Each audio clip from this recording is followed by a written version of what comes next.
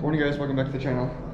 Today we're over in Kabul still. We're at the Kabul Star Hotel. We're going to go up to some adventures in just a little bit, but I want to take a quick second to talk about just the security situation of traveling here in Afghanistan. So it's interesting that I come to you from here, from this Kabul Star Hotel, because it's a totally fortified place. But everything about Afghanistan is all about security, and sometimes it's security in some hidden ways. So, for example, at this place, there's like 10 floors, but here you see the huge metal gate. Thank you, Tessica. Big chains. Those gates are impenetrable. And a huge gate over there. I don't think I'm supposed to film here.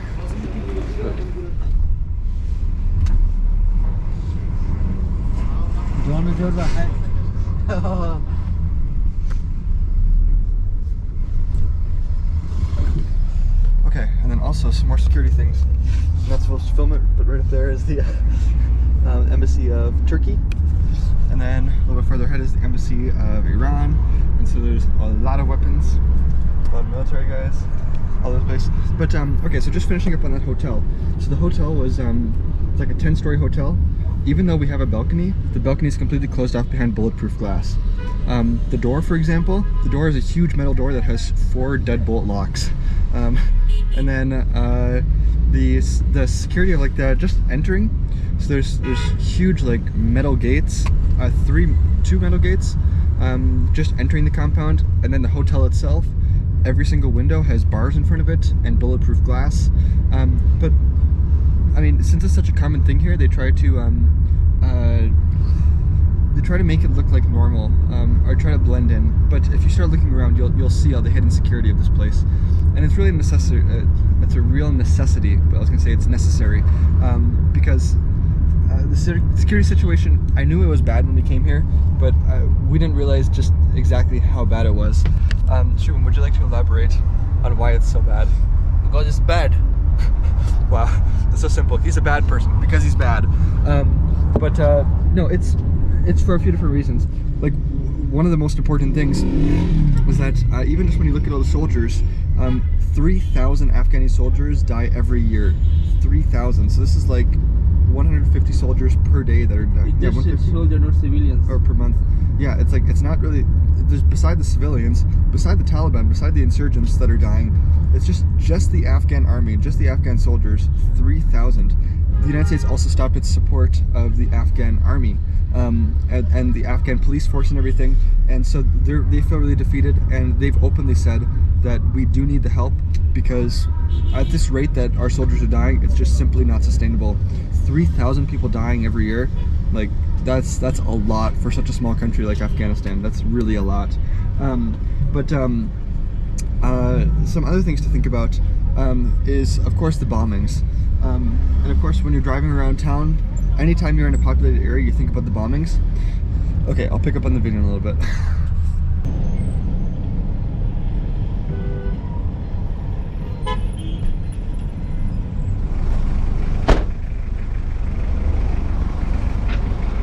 So the other security thing to talk about is all the bombings.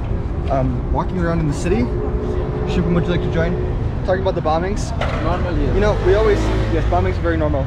We always kept hearing that yes, there's bombings in Afghanistan. Yes, I never seen that. We don't, and yeah, you see it on like the news, but like we don't see it personally.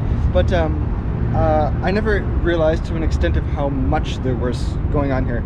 It was my understanding that it was just like every few days or whatever. In Kabul, there's bombings 4 to 5 times every day, and in Mazar Sharif, when we first arrived, we were told that there's like no bombings there. It's a totally safe city.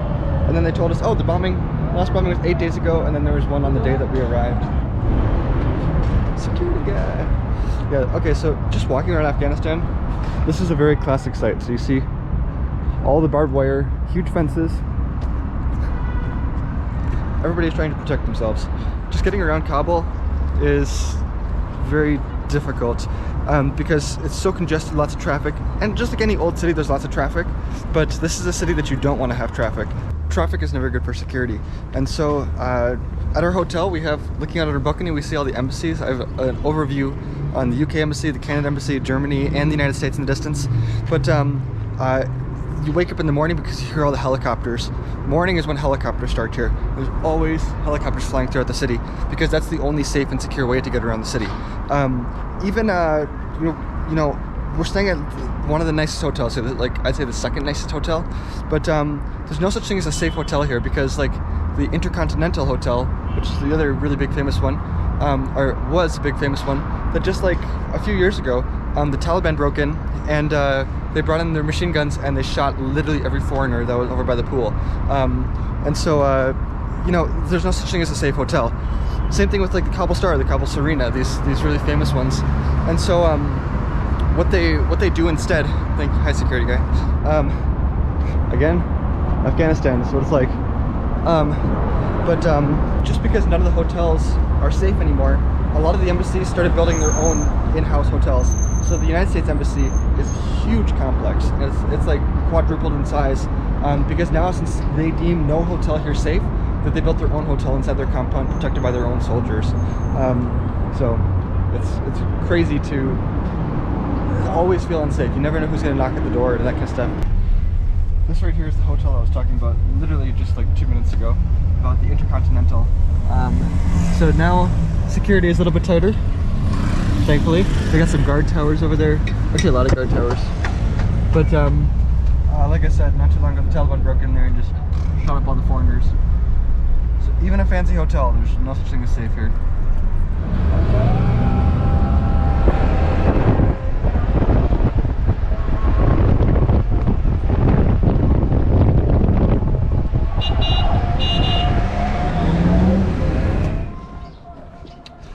Okay, so moved places, but last thing I need to talk about safety and the danger of Afghanistan is the Taliban.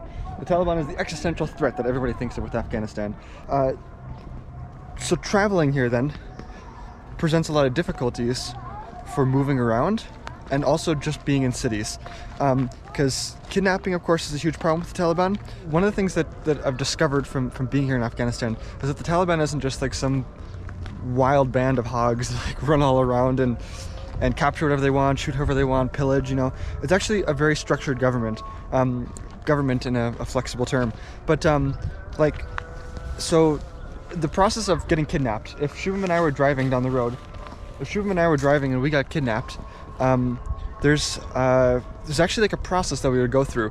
So first off, it'd probably be a checkpoint, and the first people that we'd run into are like villagers or like small-time soldiers, and they would hold us there for about 45 minutes and call up their superiors. The superiors would probably be there in about 45 minutes. And once you reach that point of 45 minutes, then it actually becomes pretty organized. Like they have a head of their government, they have a head of security, they have a head of this, and so you'll move around through that process, and they probably won't kill you. They'll just try to extort for money. But basically, as long as you survive that first 45 minutes, then you should be okay. And the general rule of thumb is just to be super kind, or not kind, I guess is the wrong word, but just like, hello, Mr. B. To agree with them, whatever they say, answer everything very truthfully, and just be straight, blunt, don't give them any extra information, but also just say it as it is. But anyway, so of course they're one of the huge worries, but beside them, then there's also like the insurgents, and there's also other like small-time criminal organizations that if you do get kidnapped, then you'll get thrown through the cycle, and you'll probably end up in Taliban. Using the names of Taliban, so yeah, it's just like many other bad people. They do things in the name of another organization. So even me, like if I was running around here and I just shot somebody, I could just, they would say I did it because Taliban, I'm a member of the Taliban, and it's just like their blanket statement. But anyway, so like I said, those are some of the security concerns. So security-wise, would I recommend coming to Afghanistan? Especially if you don't like guns, stay away. I'd imagine if you're from Japan or something, like where guns are not allowed and even knives are pretty hard to come by, that if you were like from Japan and you came here, you would be totally freaked out because of how many guns there are. Maybe it makes me think as an American that's probably how other countries feel when they come to the United States, when they think there's guns here. Same, yeah. Yeah, probably is kind of the same thing. So security-wise, could we recommend coming to Afghanistan? Hey, alaikum salam. Hi. Hello, how are you? I'm good. I'm fine.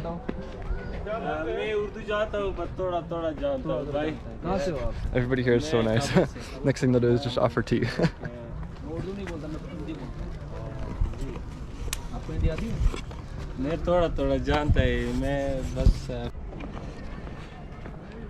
So again, the question is, can we recommend Afghanistan for the safety? Safety-wise, no. This is probably the most unsafe country I've ever been to. But if you know what you're going into, then maybe it's okay. If you're gonna do preparation, you gotta do a lot of preparation. Take every possible thing to be as secure as possible, because things can change very quickly here.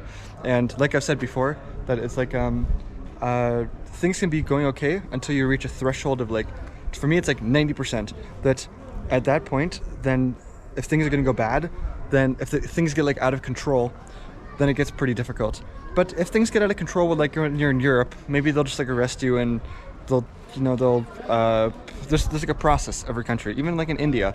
But a place like Afghanistan, if you get to that threshold where things get out of your control, things start to go wrong, that things can go really bad. And it can be everything from your death to extortion to them cutting off a finger and sending it to your family.